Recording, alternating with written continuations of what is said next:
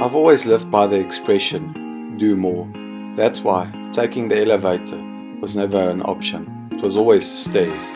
But by doing more, there's always going to be a lot of obstacles in your way, and eventually you'll fall down. But falling down has always been the easiest part. But it's not the speed that matters, but how you dodge those obstacles. That's why, to me, not living a life on the edge is no life at all. And sometimes if you fall down, just make sure you end up on the right side of it. The world keeps turning at the incredible speed. Eventually you'll be living a life so fast and so full you won't even have time to process it.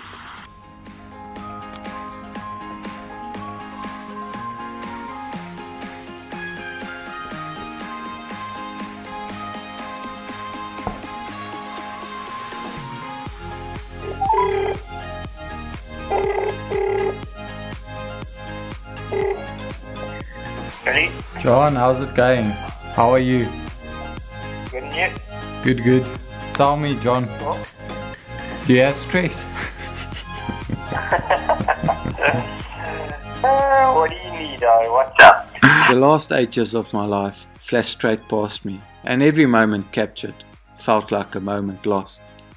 But the biggest obstacle of them all has always been stress. But by accepting adversity, I've learned from it and used it to great growth. You see, my mom always told me to aim for the stars, but I never thought aiming for the stars would mean traveling from race to race, living out of the bag and stressing your arse off. Here's a small lesson I'd like to share with you guys, all about stress. About stress and why we need stress in our lives. Well, first of all, let's think of a lobster. And you're probably thinking, what the f does a lobster have to do with anything? So think of a lobster as a soft mushy type of creature with a hard shell over it. That shell doesn't really grow.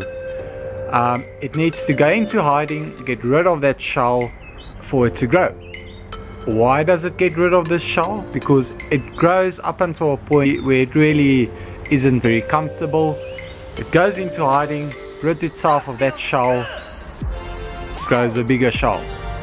Once again, once it gets uncomfortable with that environment, goes into hiding, rid itself of the old shell, and eventually grows even bigger. So what does this eventually teach us?